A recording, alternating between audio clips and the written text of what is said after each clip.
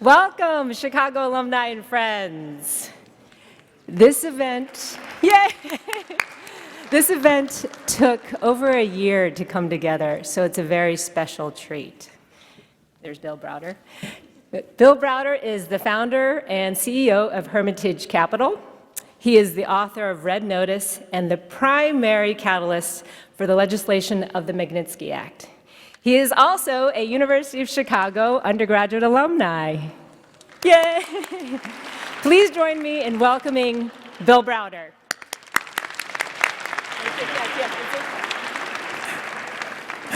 No hugging or shaking hands tonight.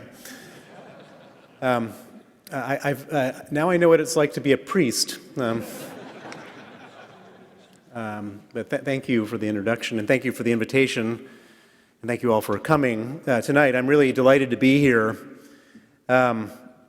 About 2 years ago, in the summer of 2018, I was invited by the chief anti-corruption prosecutor of Spain to come to Madrid to give formal evidence about Russian money laundering connected to the murder of my lawyer, Sergei Magnitsky, that had come to Spain in the form of luxury real estate.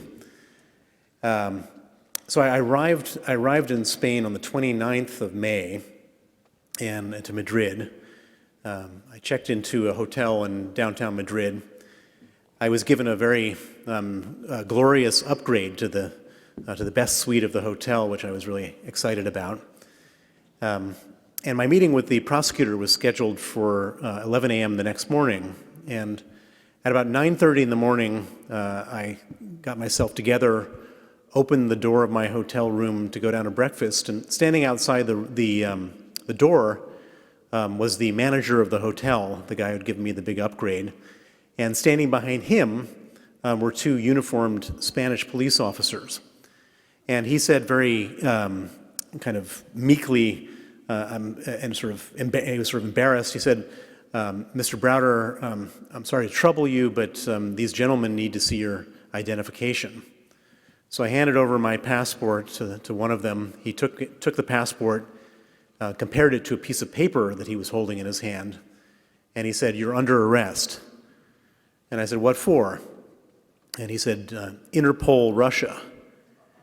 And at this point, the hotel manager was really starting to get agitated, not because I was being arrested, but because I had occupied his best suite in his hotel, and he didn't know when I was going to be back to collect my belongings.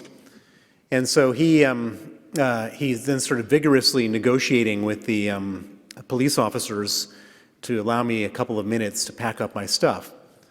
And so and it was a pretty big suite, and there were several rooms, so I was able to go out of sight of the police officers. And I'm a big Twitter user, and so I got onto Twitter, and I said, "Urgent, being arrested right now in Madrid, Spain, on a Russian Interpol warrant. Not sure where they're taking me."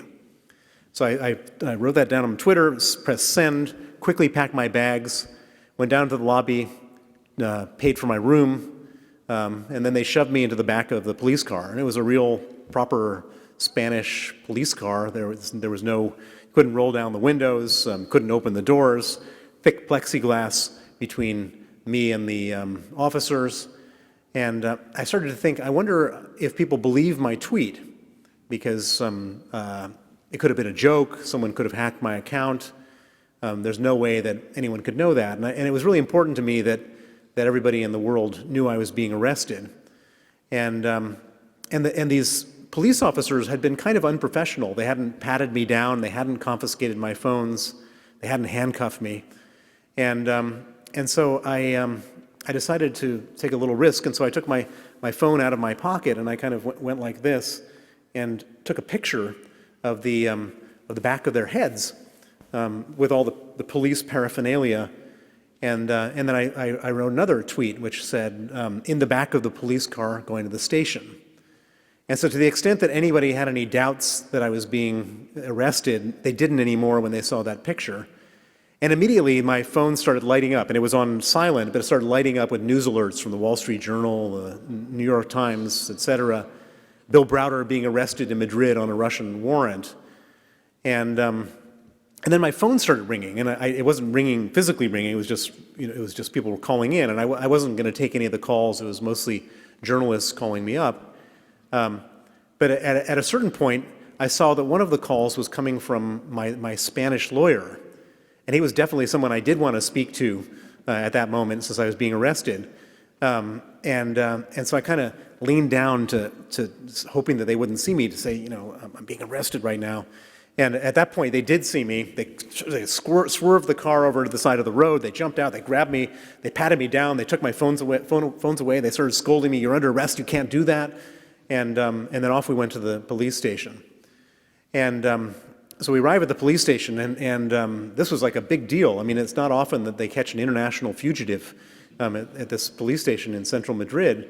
And so there was this energy in the station. People are all kind of popping their heads into the holding cell to get a look at me because, it's not every day. And so I was sitting there waiting to try to see what was going to happen. And I'm sitting there, and about sort of an hour into it, I could feel all the energy from the police station all started to subside, and I wasn't sure what was going on. And about 20 minutes later, the chief of police, along with a translator, come to me, and she translates. He talks, and he says, "I'm very sorry, sir, that you've been arrested. We've just gotten a call from Interpol, and they've told us to release you." And so when I say that I'm really happy to be here tonight, I'm really am happy to be here. Could have gotten a lot worse. So how did I end up in this situation, in this mess with Russia? And that's the sort of topic of my talk tonight.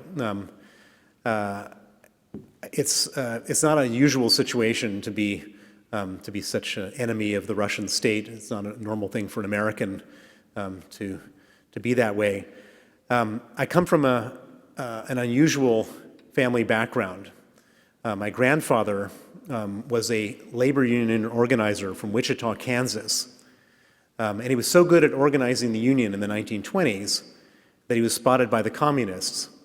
And they said, "If you like labor unionism, you're going to love communism. Why don't you come to the Soviet Union and check it out?"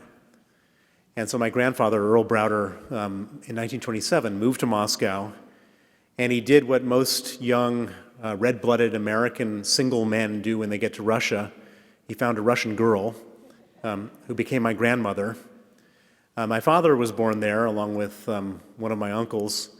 And then 5 years later, my grandfather was tapped to return to America to become the general secretary of the American Communist Party. So he comes back to New York, to Yonkers, New York, and he leads the American Communist Party. He runs for president on the communist ticket in 1936 against Roosevelt, ran again in 1940.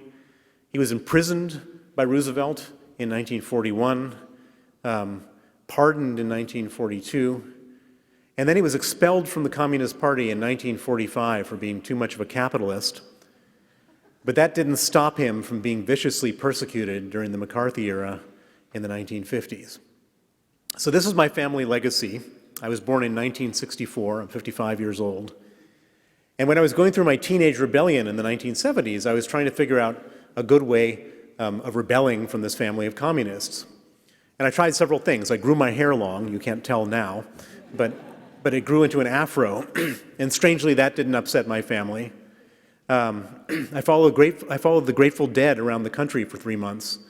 And that also didn't upset my family. But then I figured out the perfect way of upsetting my family, which was to put on a suit and tie and become a capitalist.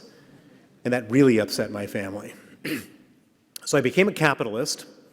I went to the University of Chicago undergrad, studied economics, and then I went to Stanford Business School. And I graduated Stanford in 1989, which was a very auspicious year because that was the year that the Berlin Wall came down. And as I was trying to figure out what to do after business school, I couldn't get excited by any of the things that all of my classmates were getting excited by. All the sort of stereotypical on-campus recruiting jobs just didn't resonate with me. And I was trying to figure out what I should do with my life. And one day I had this epiphany. that if my grandfather was the biggest communist in America and the Berlin Wall has just come down, I'm going to try to become the biggest capitalist in Eastern Europe. And that's what I set out to do. Now, it wasn't all that easy to do capitalism in Eastern Europe at the moment that the Berlin Wall came down, so as the closest I could get to Eastern Europe at the time was London. So I moved to London and had several jobs. But the job that pretty much defined the rest of my life was a job working at Salomon Brothers, the big investment bank. Salomon doesn't exist anymore today, but it's a famous investment bank that was immortalized in a book called Liar's Poker. And I get a job at Salomon Brothers on the East European investment banking team in 1992. And my very first assignment on the East European investment banking team was to advise a fishing fleet located in Murmansk, Russia, which is a couple hundred miles north of the Arctic Circle, on their privatization. So I get on a plane from London to St. Petersburg. I wait overnight in the airport because the connections are, you have to connect in the middle of the night. I connect in the middle of the night from St. Petersburg to Murmansk, and the head of the fishing fleet meets me at the Murmansk airport. And he says, before we start talking business, I'd like to take you and to see one of our ships. So we drive down to the docks, we get out of his car, and before me is this enormous vessel. It's like 300 or 400 feet long. It's on 5 different stories. On the top story, they have the nets where they catch the fish, and then they put them in chutes, and then they separate them out on the next level, and it goes down to the next level. And all the way at the bottom of the ship, they have these canning machines. And so it's not just a fishing boat, it's an ocean-going factory, very impressive. And I asked him, how much does one of these things cost? And he said, $20 million new. And I said, how many do you have in your fleet? And he said, 100. So I multiplied 20 million times 100, and that gets you to $2 billion worth of ships. Now, I didn't know anything about ships or trawlers or fishing, but I asked him, how old is your fleet? And he said, 7 years. And so, not knowing anything about anything, I thought, well, maybe that makes it about half depreciated. So, $1 billion worth of ships. Now, the management, this guy and his colleagues, the management of the Murmansk trawler fleet, had hired me to advise them on whether or not to exercise their legitimate right under the privatization program of Russia to buy 51% of the company. And so I asked him, at what price is the government selling you 51%? And he said, $2.5 million. Let me repeat the math. There's $1 billion worth of ships, and you can buy 51% for $2.5 million. You don't need to hire Salomon Brothers to advise you on this. But I thought to myself, of course you should do this, but I thought to myself, what am I doing advising on this stuff? I should be investing in this stuff. But I didn't know, is this some type of special anomaly of this fishing fleet or something specific to the fishing industry, or is it something more widespread in the Russian privatization program? And so I decided instead of returning to London, I should go to Moscow and try to figure this out. So I fly from Murmansk to Moscow, and I get off at Sheremetyevo Airport. And I don't know a single person in Russia other than the head of the fishing fleet, nor do I speak a single word of Russian. But I need to figure this out. So I'm wandering through the airport on my way to the taxi stand, and I pass by a kiosk in the airport. And I notice in the kiosk that they're selling various things in the kiosk, but in the window they have a very thin English language yellow page directory. So I go into the kiosk and I buy this English language yellow page directory. I go to my hotel, and the next morning I start cold calling people in this directory, anybody who might be able to explain to me what's going on in the privatization program. So I set up about 40 meetings. I go to all the meetings. I ask all the questions over the course of the week. And by the end of the week, I've come to the conclusion that the Russian privatization program was and always will be the single most compelling investment opportunity that's ever existed in the history of financial markets. And what I had learned was that in the Russian government's decision to go from communism to capitalism, they decided the best way to do that was to give away all state property away effectively for free to the people in order to create a country full of capitalists. And so one of the ways that they decided to do this was to give away vouchers, a physical certificate to every person in the country. At the time, there was 150 million people in the country, so they gave away 150 million vouchers. And these vouchers were these freely exchangeable instruments. You could buy them, you could sell them, you could burn them, you could trade them, you could do anything you wanted to them. They were bearer instruments. And so they immediately developed a secondary market, and they traded for about $20 each. And so again, I did the simple math. $20 times 150 million vouchers in circulation gets you to $3 billion worth of vouchers in total. And those $3 billion worth of vouchers were exchangeable for 30% of the share capital of all Russian companies. What that meant was that the market capitalization of Russia, the total value of Russia, was $10 billion. Now, just to put this in some perspective for you, this is a country with 35% of the world's natural gas, 10% of the world's oil, 10% of the world's aluminum, 10% of the world's steel. There's fertilizer companies, there's timber companies, there's car companies, there's banks, there's telephone companies, electricity companies, fishing companies, shipping companies. They've got every different type of company. The entire economy of Russia, $10 billion. At the time, you couldn't buy a mid-sized oil company in Oklahoma for $10 billion. You could buy the entire country of Russia for $10 billion. It was just insane, free money. So I rush back to London, and I'm like wide-eyed with just greed and enthusiasm.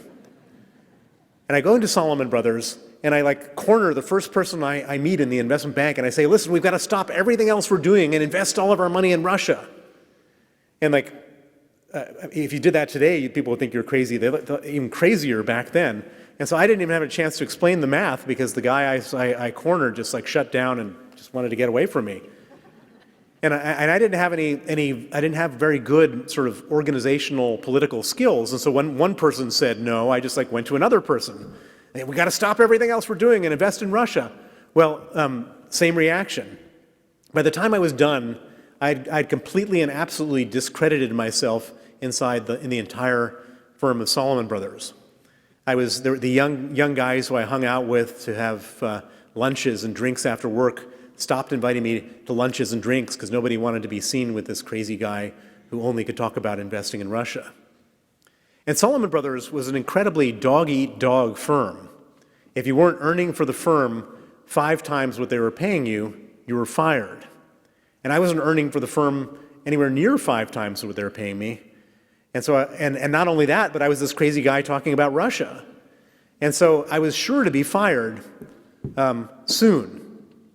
And it was very upsetting to me because I knew that there was this unbelievable investment opportunity. I knew that it was like just money for nothing.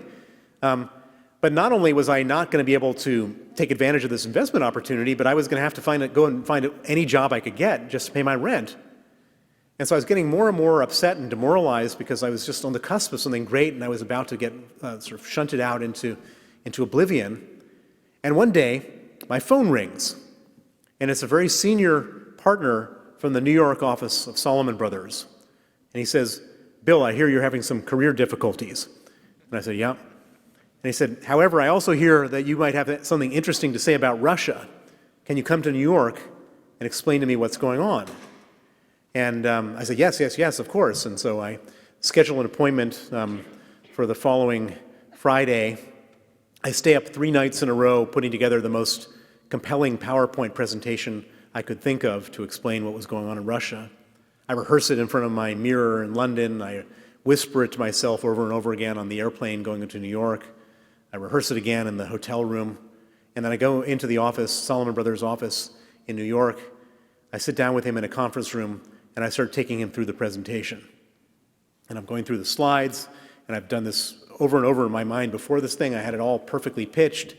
I get to slide 21, And the guy, as I'm going through this presentation, he isn't doing any of the normal things you do in a meeting. He's not ahhing or asking questions or nodding or giving me any kind of feedback whatsoever. So I don't know if is the meeting going well, is it going badly, what's happening. We get to page 21 of the presentation, and without saying a word, he just gets up and leaves the office. And I'm thinking to myself, what have I done wrong? I thought I had this perfectly pitched. This was the opportunity for me to save my career, and I clearly did something wrong, because if I hadn't, he wouldn't have left the room. Where's he gone? And I was sure he was going to come back sooner or later, but I just didn't know what I did wrong. And so he's gone for 10 minutes and 20 minutes, 30, 40. 52 minutes later, this guy comes back, and I've been working myself into a frenzy to think how I'm going to bring this meeting back on track. And I'm about to blurt something out, but before I have a chance to say anything, he very calmly says, Bill, those charts you showed me are the single most compelling thing I've ever seen in my investment career. I've just gone to the risk management committee of Salomon Brothers, and I've got you $25 million to invest. I want you to stop everything else you're doing, go to Russia and invest this money. And it's like this huge cloud is just lifted off my shoulders. This is exactly what I wanted to do. So I take the $25 million, I go and invest it in Russia. This is the end of 1993. And about 7 months later, The Economist magazine writes an article called Sale of the Century, where they go through the same math that I've just shared with you tonight about the voucher privatization program. And off the back of that one article, all sorts of big investors in New York and London and Geneva all at the same time decide they want to invest in Russia. And Russia is a very illiquid, or was, and it continues to be a very illiquid, thinly traded, untransparent stock market. And so what happens when you have 20 major international investors all show up at the same time and all try to buy the same securities at the same time in a tiny little thinly traded stock market? Well, it went up over the course of the next 3 weeks, 500%. And so my $25 million portfolio over a course of 3 weeks turned into $125 million. And this is back in the days when $100 million was real money. All of a sudden, I was a major hero on the trading floor of Salomon Brothers. All of the young guys who had been ignoring me for drinks and lunches were all camped out at my desk in the morning to try to get their own tips on how to make 5 times their money in the Russian stock market. And then these older guys, or I should say old guys, at Salomon Brothers started coming around my desk. And when I say old, at Salomon Brothers, if you were 40, you were pretty much gone. And so that was old at Salomon Brothers. And Salomon Brothers was an incredibly rude place. Everybody was just really awful to each other and disrespectful to an amazing degree. But these guys would come up to me, and one of them came up to me and said, excuse me, Mr. Browder. No one ever called me Mr. Browder. It was just Browder. Excuse me, Mr. Browder, I know you've got a lot of really important things going on, but is there any possible way you could spare a little bit of your time to meet my client, George Soros? He'd really like to meet you. And then another guy came around, Mr. Browder, I know your time is precious, but Sir John Templeton would just be so grateful for. I got invitations to meet the entire royalty of Wall Street. Every major investor had heard about me and wanted to know how they could get involved in Russia. So I go on this world tour of the royalty of Wall Street, and they're much smarter than anyone who was ever at Salomon Brothers. Within minutes after seeing my presentation, they said, "This is unbelievable. Can we give you some money to manage?" And I said, "I don't know. At the moment, we're just doing this for ourselves, but let me go back and speak to the bosses and see whether we can do this for you." So I go back to London. I go to the boss in his corner office on the trading floor, and I say, "I was just with George Soros. He'd like to give us some money to manage. What do you think?" And he said, "That's a brilliant idea, Bill. Let's form a task force to study it." I said, "Okay." And so the task force meeting was the following Monday. I show up in this conference room, a mid-sized conference room, and I walk in, and there's like 45 people in the room. 40 of them I've never seen before in my life. There was the vice chairman of the firm, senior managing directors, senior directors, directors, senior vice presidents, and me. I was an associate. And we all sit down, the meeting starts, and within like 12 seconds, a fight breaks out as to who's going to get the economic credit for the business. The emerging markets group wanted it, that the investment bank said that they should have it, and then proprietary trading said they should have it. And it starts going around, and the one thing I can tell you about investment bankers, for those of you who aren't investment bankers here, they're really, really good at making arguments for money that they don't deserve. And so I couldn't tell who was going to win this argument. Everybody had such incredibly powerful, persuasive arguments for why they should get the money. But I was 100% convinced who wasn't going to get any economic credit for the business, and that was going to be me. And it really infuriated me because I was the only person in this entire room who had even been to Russia, and they were all sort of fighting over the spoils of what I had done. And so I couldn't sleep for 3 nights in a row, and I finally decided enough is enough. I walk into the boss's office on the corner of the trading floor. I slap my security badge on his desk. I say, I'm quitting. I'm going to set up my own investment fund in Russia. Goodbye. So I moved to Russia, 1996. I go to one of the famous investors I went to in these meetings, a guy named Edmund Safra. He gives me $25 million to start my fund in Russia called the Hermitage Fund. I get started, and I had the most spectacular, successful launch of an investment fund in the history of investment funds. We started in April of 1996. 18 months later, the fund is up 850%. I went from $25 million of assets under management to $1 billion of assets under management. I was the best performing fund manager in the world in 1997. The New York Times, Wall Street Journal, the Financial Times, Business Week were featuring me in stories about how I was some new type of financial genius. My clients were sending their private jets to pick me up in Moscow, to ferry me to the south of France so we could toast our joint economic success on their yachts. And I was all of 31 years old. Now, any of these successes would have just been great successes if you had taken them by themselves. But if you put them all together, and then you put them all together into the hands of a 31-year-old, that is the biggest sell signal there ever was. But I was 31 years old, so I didn't see it. I thought that my $1 billion was going to turn into 10 and everyone was going to get spectacularly rich, and that was going to be the end of the story. But this was now going into 1998. And in 1998, the Russian government defaulted on their bonds. They devalued the currency by 75%. And the stock market went down, crashed by 90%. I lost $900 million of the $1 billion that I was managing for my clients.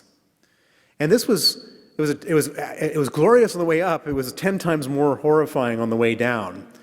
And the worst part about it all was that I had gone around the world trying to convince people to give me money to manage.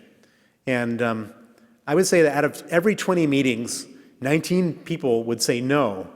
And one person would say, you seem like a very persuasive and, good young man. I'll take a flyer on you. And so the 1 out of 20 of all these people that I went around to meet who decided to take a flyer on me, to trust me with their money, I had lost 90% of their money. And for me, that was just a terrible shame. I was ashamed of myself, and I felt very guilty. And I was determined that I was going to get their money back. And in theory, it shouldn't have been that hard to get their money back because I own shares mostly of oil companies and maybe a few metals companies. And oil companies sold their product, their oil, in dollars, and they paid for their costs, their labor and their equipment, in rubles. And the dollar had not devalued. The dollar stayed where it was, but the ruble had devalued by 75%. And so if your revenues are the same and your costs go down by 75%, the difference between your revenues and your costs is your profits. And so in theory, profits exploded, should have exploded. That was the theory. The problem was, the practice, was that the companies were owned by these people known as the Russian oligarchs. And Russian oligarchs are not nice people. And Russian oligarchs had gotten to become oligarchs by stealing from the state. And after stealing these companies from the state, their intention was to steal from their shareholders. And the only thing that stopped them from stealing from their shareholders was that they got all these visits from these fancy guys from New York and London wearing expensive suits and Hermes ties from Morgan Stanley and Goldman Sachs and other banks. And these people said to them, "We love your company. We can get you some free money on Wall Street." And the oligarchs said, "Wow, that's great. We'd love money." And then the banker said, "But there's just one condition. You cannot steal from your minority shareholders." And the oligarchs were thinking, that's kind of a big thing to ask. Then they thought to themselves, you know what? Let's get the money. Let's behave ourselves, get the money first, and then we can steal later. So they behaved themselves right up until 1998. Then all of a sudden the markets crash. All those fancy bankers on Wall Street, if they were still employed, and many of them had been fired, if they were still employed, and the oligarch called, they were saying, "I'm sorry, Ivan who?" and put the phone down. And so the oligarchs said, "Well, wait a second, if there's no longer any incentive to behave, and we live in a country where there's no disincentive against misbehavior, well, let's just steal everything." And so the oligarchs embarked on an orgy of stealing, which has been unprecedented in the history of business. They were doing asset stripping, embezzlement, transfer pricing, dilutions, and they were doing it on an industrial scale to a fine art. And there I was sitting with my last 10 cents on the dollar, and these oligarchs were going to try to steal it. And so, not as a good investment strategy, but as a matter of survival and desperation, I became a shareholder activist in Russia. And in order to be a shareholder activist, I didn't have many tools available. It's not like I could just go to the authorities and say, "I've caught these guys stealing, can you put them in jail?" Because the authorities were all corrupt. There was no regulator to go to. The parliament wasn't overseeing the government. But the one tool that I had was I was very good at doing research. And I say I wasn't actually that good, but I had a lot of good people working for me who were very good at research. And I went to the same restaurants and bars as all the foreign correspondents in Moscow. And so we started to do these, what I call stealing analyses of Russian companies. And then I would take them around and I would share them with the foreign correspondents. And these journalists loved me because I was saving them 3 months' worth of work by doing these analysis of the stealing. And so every time I would come up with something, I would give it to the guy at the Washington Post or the Financial Times. They would write a story. And then once they wrote a story, the Russian press would write a story, and then it would create a scandal. And this was right around the time that Putin had just come to power. Putin had a similar problem to me. The oligarchs were stealing power from him at the same time as they were stealing money from me. He had become president, but he was really only president of the presidential administration of Russia because the oligarchs had basically hired government ministers, hired members of parliament, and so it was really hard for him to govern.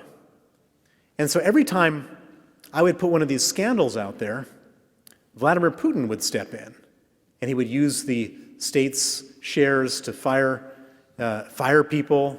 He would issue presidential decrees. He would do all sorts of things. I would expose one of his enemies, and he would step in. There's an expression, your enemy's enemy is your friend, and it couldn't have been more true as it was then. And I've never met Vladimir Putin. I've never spoken to the guy. But every time I would put a scandal out there, he would use it to his own advantage. And it created the most glorious economic situation for me. So at the bottom of the market, my fund was worth $100 million. And every time I would publicize one of these scandals, the value of the fund would rise. And so over the course of the next few years, the fund went from $100 million to $4.5 billion. went up 45 times. And I was feeling pretty great about Vladimir Putin. I mean, this is great. The problem was that Vladimir Putin wasn't doing this because he wanted to make Russia a clean, good place. He was doing it because he hated the oligarchs. And at a certain point, at the end of 2003, he decided to win his war with the oligarchs. To win his war with the oligarchs, he went and arrested the richest oligarch in Russia, a man named Mikhail Khodorkovsky, who was the owner of an oil company called Yukos. So Putin gets his FSB, which is their secret police, to arrest Mikhail Khodorkovsky off of his private jet as it lands at an airport in Siberia. They take him, they bring him back to Moscow, and they put him on trial in Moscow for tax evasion. Now, when you go on trial in a criminal case in Russia, there's a 99.7% conviction rate. There's no presumption of innocence. And so as a result, they put you in a cage while you're on trial because they figure that's where you're going to end up at the end of the trial. So they put Khodorkovsky in a cage, and then they allow the television cameras to come in and film the richest man in Russia sitting in a cage. Now imagine you turn on your TV and you're the 17th richest man in Russia, and you see a guy far smarter, far more powerful, and far better than you sitting in a cage. What's your natural reaction? You don't want to sit in that cage yourself. And so one by one, the oligarchs in the summer of 2004, after Khodorkovsky had been convicted and sentenced to 10 years in prison, they go to Putin and they say, Vladimir, what do we have to do so we don't sit in a cage? And he said, real simple, 50%. Not 50% for the Russian government, not 50% for the presidential administration of Russia, 50% for Vladimir Putin. He became, at that moment, the richest man in the world. Now, the problem for me was that I was carrying on going after the oligarchs even after all this. But instead of going after Putin's enemies, I was going after Putin's personal financial interests. He had a 50% interest in whatever they were doing. And that was no longer acceptable. And so in November 13th, 2005, I was flying back to Moscow from a weekend trip to London. I arrive at Sheremetyevo Airport, and I go to the VIP lounge to pass through immigration. And what should have been a 2-minute affair, I'm still sitting there an hour later. And then all of a sudden, 4 heavily armed border guards burst into the VIP lounge. They grab me, they frog march me down to the basement of the airport, they lock me up in the airport detention center, and they keep me there overnight. And I'm not sure if I'm being arrested and sent to Siberia or deported. If I'm going to be deported, the next flight back to London is at 11 a.m. the next morning. This was 8 p.m. So I'm sitting there. I obviously can't sleep the whole night because the idea that I'm being sent to Siberia was a pretty horrifying thought. And about 9:30, so it's 11 o'clock is when the deportation flight is, and at 9:30 in the morning I start banging on the bars saying, I'm thinking that they're going to need like an hour and a half to process my paperwork or whatever one does when you get deported. And they completely ignore me, the guards. At 10 o'clock I'm saying, are you going to take me or what? Continue to ignore me. At about 10:20, I'm continuing to get agitated, and I'm thinking to myself, if they're deporting me, they're going to get me pretty soon. I don't know how they're going to do this properly if they don't get me in a few minutes. 10:30, they still haven't gotten me, and I'm now, at this point, totally convinced I'm being sent to Siberia. 10:42, the guards come and get me, they grab me, then they frog march me back through the airport, and then they throw me in the middle seat on an Aeroflot flight and deport me back to London. It was the biggest relief I've ever had in my life getting on that Aeroflot flight.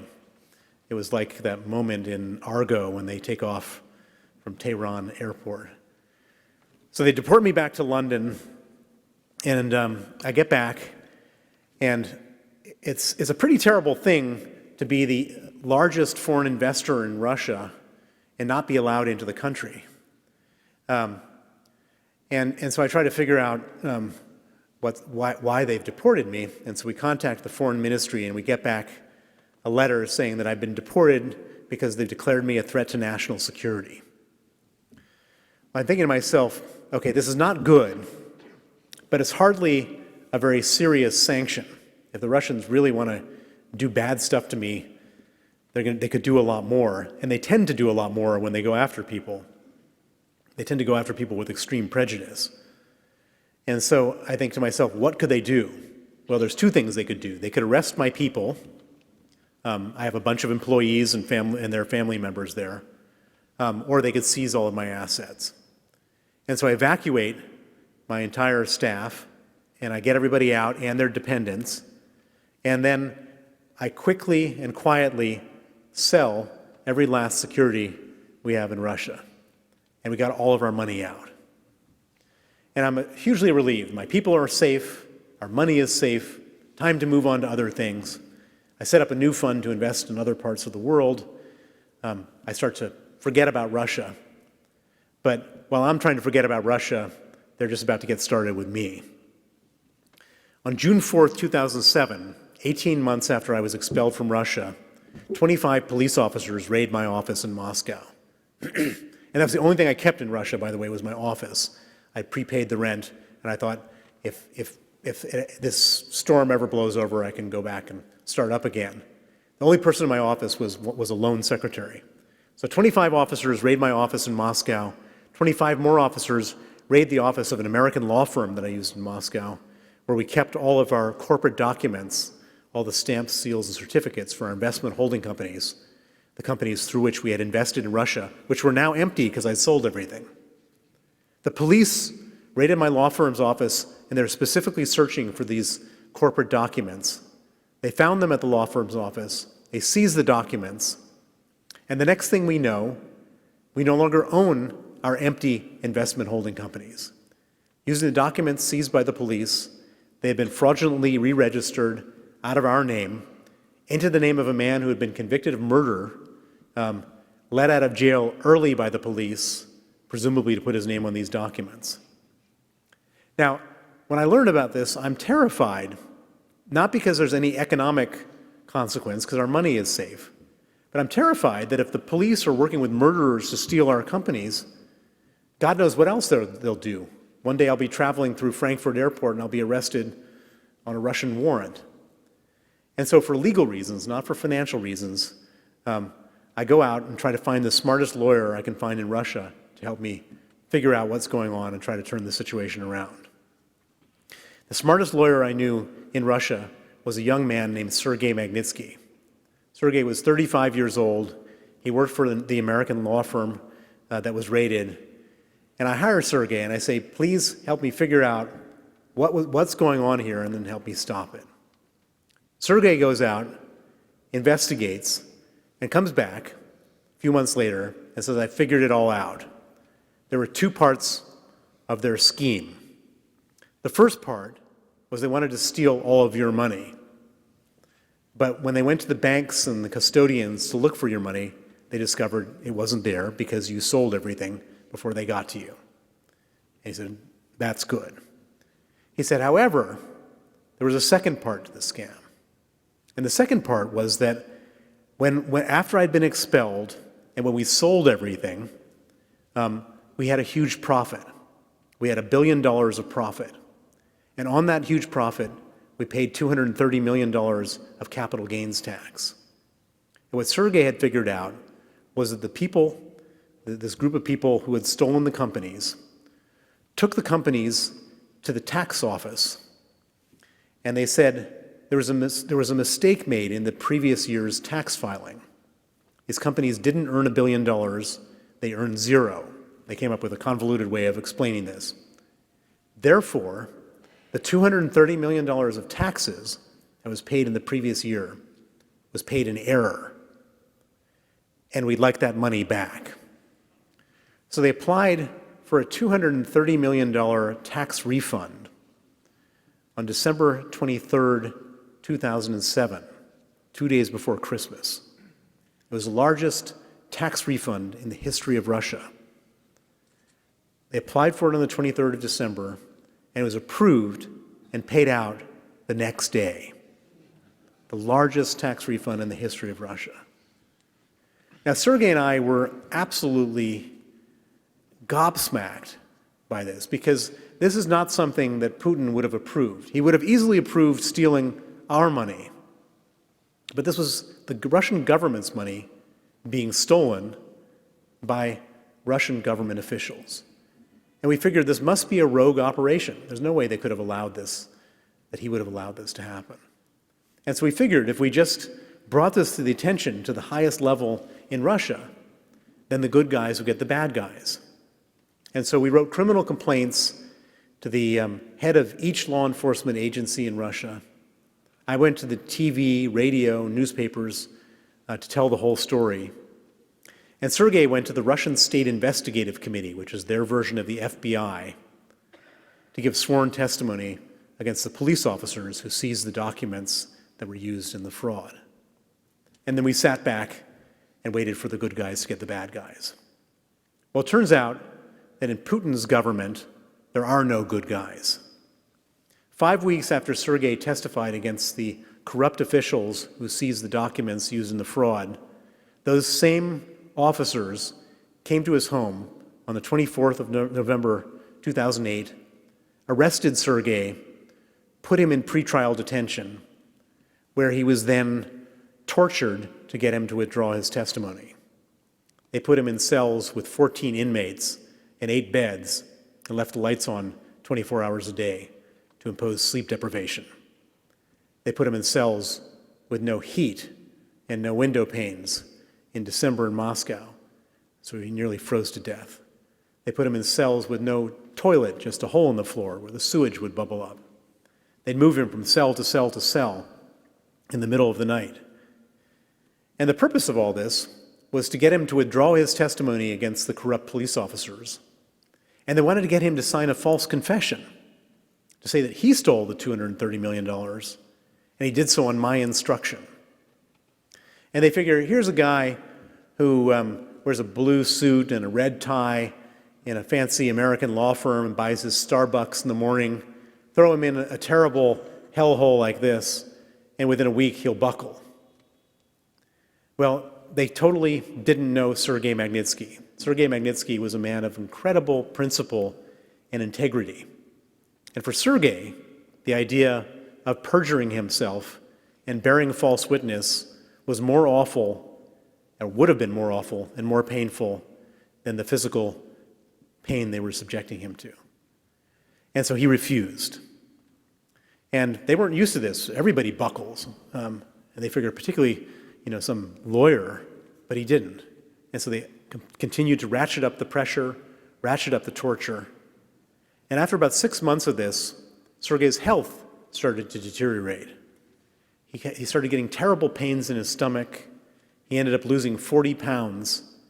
And he was diagnosed by the prison hospital as having pancreatitis and gallstones and needing an operation scheduled for the 1st of August, 2009. They came to him again a week before the operation, asking him to sign a false confession. Again, he refused. And in retaliation, they abruptly moved him from a prison that had the medical wing to a maximum security prison called Butyrka, which is considered to be one of the toughest and worst prisons in Russia. And most significantly for Sergei, at Butyrka, they didn't have any proper medical facilities.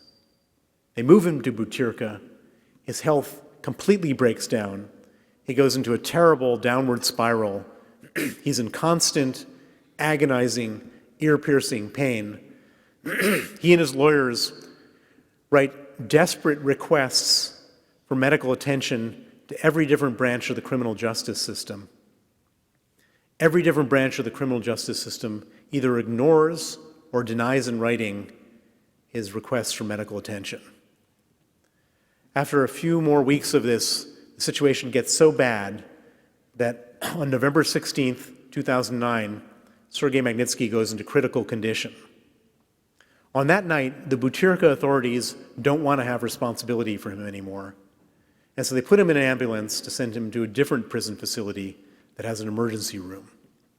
However, when he arrives there, instead of putting him in the emergency room, they put him in an isolation cell, they chain him to a bed, and 8 riot guards with rubber batons beat Sergei Magnitsky until he died. He was 37 years old. That was November 16th, 2009, a little more than 10 years ago. Sergei left a wife and 2 children. I got the news on the 17th of November, the day after, at 7:30 in the morning. And it was the most traumatic, heartbreaking, life-changing news I could have ever gotten. Sergei Magnitsky was killed as my proxy. He was murdered because they couldn't murder me. If he hadn't worked for me, he'd still be alive today. And so when I was able to get through the fog of hysteria and heartbreak enough to be able to think clearly, it became obvious to me that I had only one choice, which was to put aside everything else that I was doing and devote all of my time, all of my resources, and all of my energies to go after the people who killed him and make sure they face justice. And I made a vow to his memory, to his family, to myself, that that's what I would do. And for the last 10 years, that's what I've done. Now, I would have thought at the beginning, and I did think at the beginning, that we could get justice for Sergei even inside of Russia. The reason I thought that is that when Sergei was in detention, he wrote everything down. He wrote it down in the form of criminal complaints. During his 358 days in detention, he filed 450 criminal complaints against the authorities, documenting all of the abuse. And he would take these complaints once a month or so. He would do these, write them by hand them to his lawyer once a month. His lawyer would file them. They would either ignore or reject the complaints, but we got copies. And from that, we had the most well-documented human rights abuse case that's come out of Russia in the last 35 years. And because of that, I thought they would at least have to prosecute some of the most obvious culprits in this story. But that didn't happen. Instead, they circled the wagons. Vladimir Putin personally got involved, and he exonerated every single person who played a role in this crime. The Russian government gave promotions and state honors to some of the people who were most complicit. And in the most shocking miscarriage of justice, 3 years after they murdered Sergei Magnitsky, they put him on trial in the first ever trial against a dead man in the history of Russia. It became obvious to me we weren't going to get justice for Sergei in Russia, and so we needed to get justice for him outside of Russia. But how do you get justice outside of a country for murder and torture that took place in that country? We don't have jurisdiction in America or London or anywhere else for a crime that took place in Russia. And as I looked around, all the supposed mechanisms for justice didn't really exist.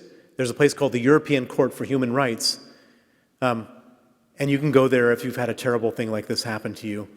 But at the end, they issue a judgment against the Russian Federation, not against any individuals, and they award you 30,000 euros. There's the International Criminal Court, and I went to see the Chief Justice of the International Criminal Court. I told him the story, and he said, "That's terrible, Bill, but we need 100,000 dead, not one."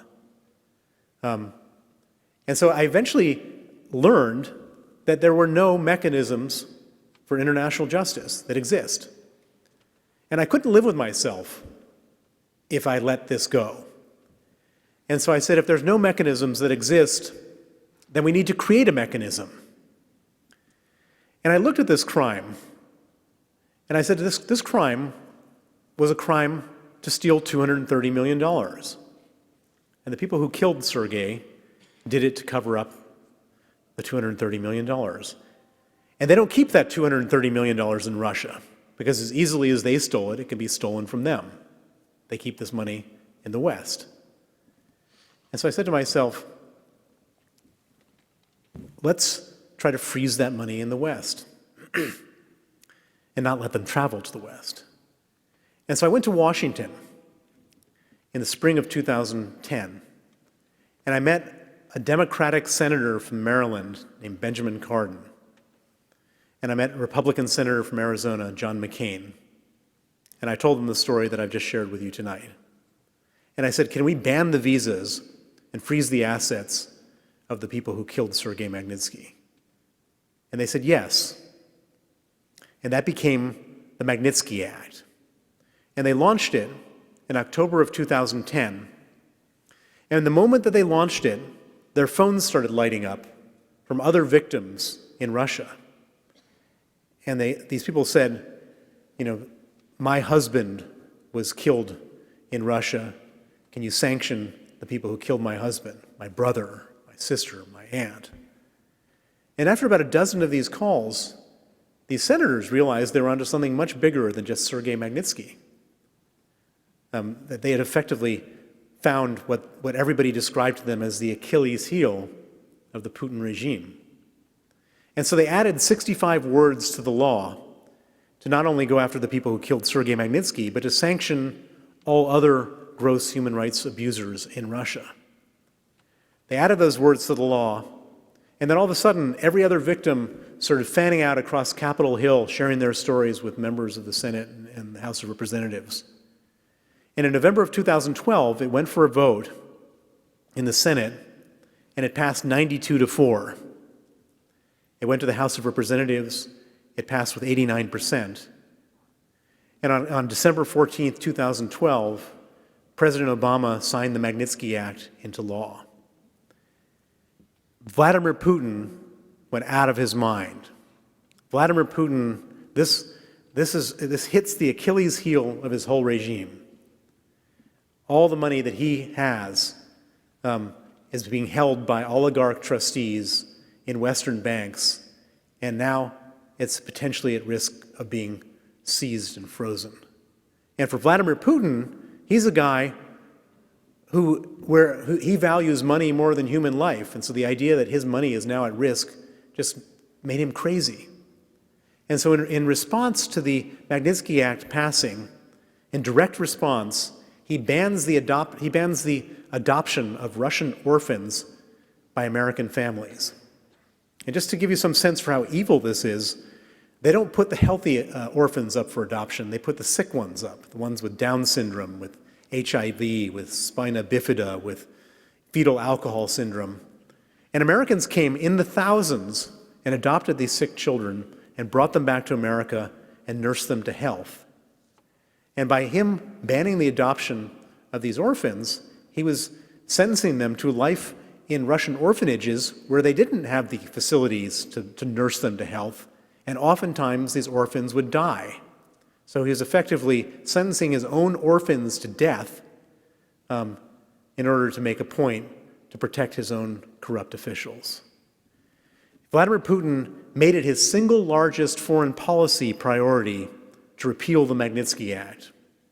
And some of you will remember that on June 9th, 2016, a Russian lawyer went to Trump Tower to meet with Donald Trump Jr., Paul Manafort, and Jared Kushner. This was before Trump was elected. This lawyer was sent by Vladimir Putin. Her name was Natalia Veselnitskaya, and she went there with one request, which was to repeal the Magnitsky Act if Donald Trump became president. Now, I'm very happy to report that he and she didn't succeed. There's not been any effort or proper effort to repeal the Magnitsky Act. And moreover, not only do we have the Magnitsky Act, but in December of 2016, the same senators said to themselves, well, wait a second, if Vladimir Putin is so upset by this, I'm sure a lot of other dictators would be as well. And so they passed the global Magnitsky Act to go after bad guys, not just in Russia, but everywhere. And then since then, Canada has a Magnitsky Act, the UK has a Magnitsky Act, Estonia, Latvia, and Lithuania have Magnitsky Acts, the little country of Kosovo has a Magnitsky Act, the island of Jersey and Gibraltar have Magnitsky Acts, and the biggest prize is coming up, which is that the EU has finally made a decision after 10 years of lobbying that they're going to have a Magnitsky Act.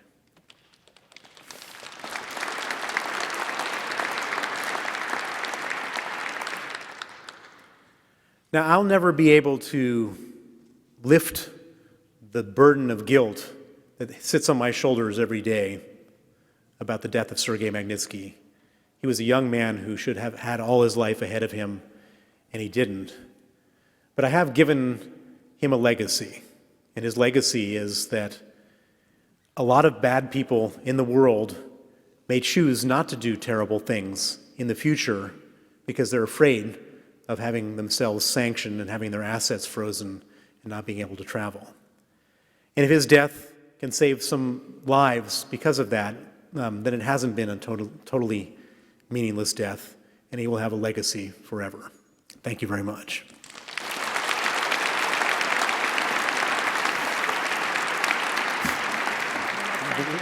Yeah. So I went over a little bit. It's okay, like 15 minutes. I went over my time. We should have done the whole Q&A, but if you're happy to stick around for a few more minutes, I'll be happy to answer questions. So we have a microphone right in the middle of the aisle. I think what would work easiest is if you have a question, we'll just make a line behind the microphone and each person will have a chance, and then I'll just watch the time for you. Okay, thank you. Do you have any idea of the value of the assets that have been frozen as a result of the act? The answer is I don't think many assets have been frozen because of the act. However, there's one other incredibly powerful consequence, which is that if you get put on the Magnitsky list, and there's now I think there's 56 Russians on the Magnitsky list and 196 people from all over the world on the global Magnitsky list. But if you get put on the Magnitsky list, you get put on what's called the OFAC sanctions list. And if you get put on the OFAC sanctions list, the moment you get put on that list, every bank in the world gets a notification that you're on that list. And at that point, no bank in the world ever going forward wants to transfer any of your money out of the bank, because if they do, they get fined 3 times the amount of money that's being transferred by the U.S. Treasury. And nobody wants to be in violation of U.S. Treasury sanctions. And so the practical effect is that every bank in the world effectively freezes your account, and you can no longer bank anymore with anybody ever going forward, or do any business with any corporation going forward. So you effectively, within a second, become an international financial pariah. It's extremely detrimental to every person that gets put on the list, and everybody hates it more than anything. The only, what I call unattractive, unexpected consequence of this is that a lot of sleazy lawyers are now getting rich advising Russians and other bad guys on how to try to get off the Magnitsky list, which nobody has succeeded in doing. Bill, first of all, thank you very much. Your life is an incredible story, so thank you for sharing it. Obviously, we're in an election year, so I just wonder if you have any commentary on how Russia might want to get involved in the election this year, anything that we should look out for as voters. Well, there's a couple interesting aspects to the election year.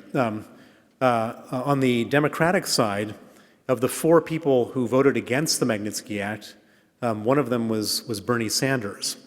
And it's very interesting because I tweeted this out a couple days ago, and it got an enormous play on Twitter. There was I think it's been viewed by 2.2 million people.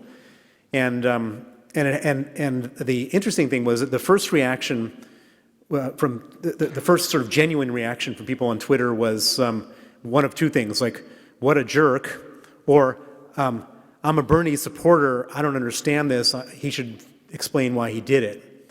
And then about 12 hours afterwards, that's when the Russian troll factory wakes up. All of a sudden, just bombarded with Russian trolls all telling me what a criminal I am. Russia Today wrote an article on their website saying, Browder's against Bernie and he's a crook. And so the Russians really wanted, they really want Bernie to be the Democratic nominee. Why do they want Bernie? Because they believe that if he's running against Trump, that Trump will remain president, who they really love more than anybody, because Trump sees Putin a lot differently than every other major American policymaker. It's all been widely disclosed that the Russians were involved in tipping the scales for Trump in the 2016 elections, and I'm 100% sure that they'll be actively involved, as they were with just this little incident with Bernie Sanders and all things leading up to the 2020 elections. And I hope that the American people don't end up letting this influence them in a way that they did before. So I noticed that under the Magnitsky Act, the assets are frozen. And I'm not a lawyer, so I don't know the legalese. In any way, could they be seized and put towards humanitarian funds globally? It's a great thought. You don't have to be a lawyer to think that. And the answer is that at the moment, they just stay frozen indefinitely. The Canadians, some Canadian members of parliament said to themselves, this is such a good idea that they're actually proposing it in Canada, but it hasn't yet come to fruition. So how do you compare the oligarchs in China with the oligarchs in Russia, and what is going to happen in China? Well, I'm not an expert on China, but what I have seen is that in China, the people join the government, and the government is in place in order to pursue and fulfill the national interest. And some of the people who join the government are corrupt. In Russia, the only purpose for joining the government is to steal money from the country. And so I think that Russia is exponentially more corrupt than China, which doesn't mean China is not corrupt. I think China is, but it's an order of magnitude which is so self-destructive for Russia that Russia will never succeed. China might be able to succeed in spite of its corruption because the primary objective of government is actually to keep the country together and moving forward and growing economically, et cetera. Nobody cares about that stuff in Russia. What has happened to Magnitsky's wife and children? They originally wanted to stay in Russia after this whole thing, and the Russians started harassing them in such a horrible way that I eventually evacuated them to London. I look after the family. His wife works on the campaign with me in London, and they're safe, or as safe as anyone can be from the Russians. Thank you. I saw that you tweeted today about a Moldovan national who's on the designated list who is in the United States and shouldn't be, I believe, is... That's correct. What can we as citizens do to make sure that the enforcement action is taken against people who are, I mean, that shouldn't have been allowed in the first place. What can I, as a normal person, do? I don't know, citizens arrest? I mean, I don't think you have to worry as a citizen because, I mean, the reason I tweeted that out is a lot of politicians follow me on Twitter. I think a lot of people will be getting excited about that tonight, and I think you'll see letters from various members of Congress tomorrow to the State Department or to the Treasury Department saying, what is this guy doing in this country? He should be expelled or whatever. Have you seen or are you at all concerned about potential abuses of the Magnitsky Act, for example, going after a political enemy that you're trying to, screw over? The answer is that it is a tool which could be abused very easily. We haven't seen an abuse yet, but it's entirely possible and plausible that they do. In theory, the Magnitsky Act is something that you should go on, if you're a human rights violator, you should go onto the Magnitsky list and stay on the Magnitsky list until you're prosecuted by your own country. And at that point, then, if you face justice, real justice in a real justice system, there's no need to be on the Magnitsky list. It's a replacement for real justice in countries with impunity. Donald Trump added 2 Turkish officials to the Magnitsky list, the global Magnitsky list, in retaliation for the unjust incarceration of an American pastor named Brunson, who had been arrested in Turkey in this whole anti-Gulenist story that Erdogan was running. And he was unjustly arrested. He shouldn't have been arrested. He was treated badly. And they put the interior minister and the justice minister of Turkey on the Magnitsky list. And then he was released, and they took them off. And I don't think it should be used as a tactical tool, but as a major symbolic punishment tool that shouldn't be played around with. And so that's as far as we've seen in terms of bad or not perfect conduct, but so far it hasn't been used in a way that I would think would be truly corrupt or horrible. Thank you for your time tonight. You mentioned a few of the kind of the Eastern European, kind of this former satellite states of the USSR and their kind of anti-corruption efforts. Obviously, there was a big election in Slovakia, not a big country, but they're trying to kind of push out a lot of, I think, their version of oligarchy and corruption. Like, can you comment on kind of call it the more capitalistic / more open, transparent movements, and where do you see that moving forward in the future? Well, the world is full of good things and bad things. On the bad part, you have a lot of dictators, you have a lot of oligarchs, you have a lot of corruption, and it all seems pretty hopeless. On the good part, you've got these situations like in Slovakia, like in Bolivia, like in all sorts of places where the people say enough is enough, and we don't care how you guys have all decided to bend the system, and you end up with hundreds of thousands of people standing on the street and demonstrating. And you had that in the Czech Republic, you've had it in Romania, you've had it in Bolivia, and as often as you start feeling despair, you see this type of thing happening, and that scares the bad guys, and oftentimes changes their conduct or gets rid of them entirely. And so, I don't think you can generalize on. I don't think the world is fully bad or fully good, but there's a lot of countervailing forces out there, and the power of the people is a particularly strong one.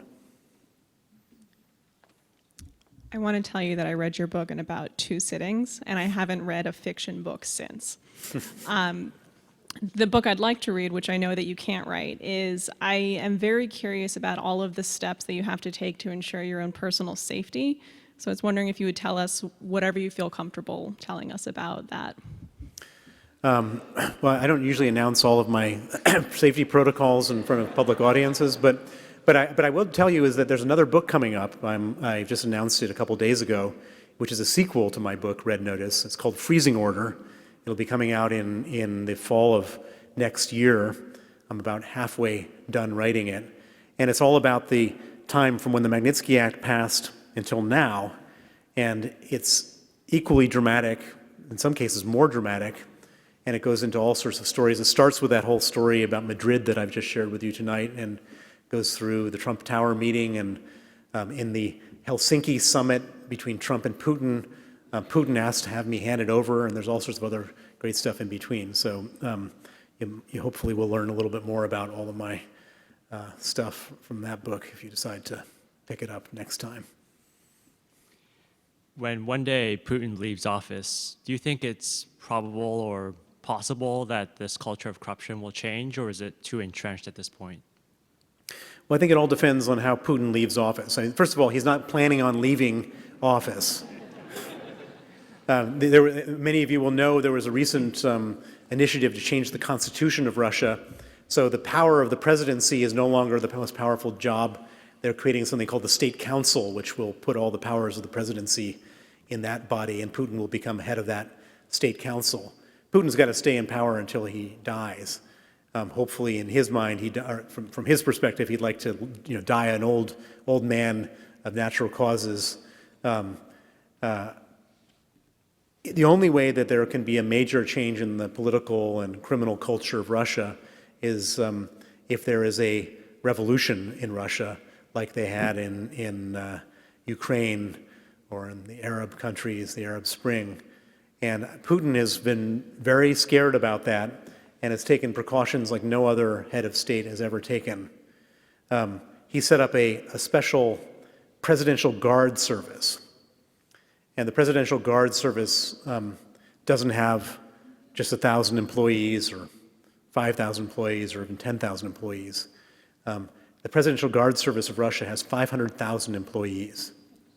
Putin is ready to go to war with effectively his own army if anyone tries to take over, because he's so scared. And so I think, unfortunately, we're going to be seeing Putin for a long time in the future. First, let me thank you for personally sharing your story. It is an incredible story of an incredible person, and I think of very few people I admire more than yourself. With that said, the passage of the Magnitsky Act was not clear sailing in Congress and was blocked in the Senate for a very long time, and you worked very, very hard to unblock it. And it was with the assistance of Senator McCain that you finally succeeded. Would you like to expand on why you think Senator Kerry blocked that bill? Yeah, this is a very ugly part of my ugly part of the U.S. political system. There's a chapter in my book called Sausage Making, where you don't want to see how sausages are made, and that's the same thing is true with how laws are made. And President Obama had something called the Russian reset. He wanted to reset relations with Russia when he became president. And resetting relations with Russia meant appeasing Russia. And so when I showed up and I tried to get the Magnitsky Act passed with Senator Cardin and Senator McCain, Democrat and Republican, and a bunch of other ones on both sides of the aisle, Obama didn't want to have it happen. And he wanted to derail it. And in theory, there's a separation of powers between the legislative branch and the executive branch. And so he shouldn't have had any influence over it whatsoever, except that in order for the law to happen, the law had to be marked up in committee. And the committee that the law had to be marked up in was the Senate Foreign Relations Committee. And the chairman of the Senate Foreign Relations Committee was John Kerry. And John Kerry, at the time that he was head of the chairman of the Foreign Relations Committee, was at a moment in time when he was interviewing for a job to become the Secretary of State to succeed Hillary Clinton. And so the instruction that Kerry got from Obama was, hey, John, do me a solid and just keep this thing blocked in your committee. And so for a long time, every other piece of legislation was going through Kerry's committee. They were protecting the water buffaloes in Indochina law went through his committee, and all sorts of other nonsense went through his committee, but Magnitsky was blocked. And it was only when Obama had another piece of legislation he wanted passed, which was the repeal of the Jackson-Vanik Amendment, which was this historic piece of legislation sanctioning Russia, which had become obsolete, and he needed it repealed because it hurt American businesses. When he went to the Congress and he said, I want you guys to vote to repeal this Jackson-Vanik Amendment, my supporters in Congress, John Kerry, Ben Cardin, Joe Lieberman, Roger Wicker, they wrote a letter back to the president and said, we are going to block the repeal of Jackson-Vanik, which was a historic resonant piece of human rights legislation, unless you pass Magnitsky. And it was only then that Obama said, I think we have to do this. He told Kerry to unblock it in the Senate Foreign Relations Committee. It went through committee, passed. And Kerry even tried to argue during committee not to allow it to go. And then when it went for a vote, it passed 92-4. We often hear that Jeff Bezos is the wealthiest man in the world. Is Putin, in fact, the wealthiest man in the world? And then two, how do you look at Donald Trump and Vladimir Putin's relationship, the dynamic, and sort of how Trump views Putin? How do you explain it? So Putin is definitely the richest man in the world, and his wealth wasn't divided in two when he got divorced. I think he's worth $200 billion, and Bezos, of course, is worth whatever, 160 minus, half. What's going on between Putin and Trump, I don't know. All I can say is that Trump has no logical... So Trump clearly likes Putin, and it doesn't suit, on the surface, any logical reason. It's not popular politically. It doesn't help him with the Republican Party to be friendly with Putin. It doesn't help him with the American people to be friendly with Putin. And I learned as an investor, when something doesn't make sense, you just don't have all the information. And so the question is, what is the other information? And I don't know the answer to that question. We can all speculate. I can speculate, but I don't have any greater knowledge than anyone here in this room. I think we're out of time now, but it's wonderful to be talking to you tonight. Thank you.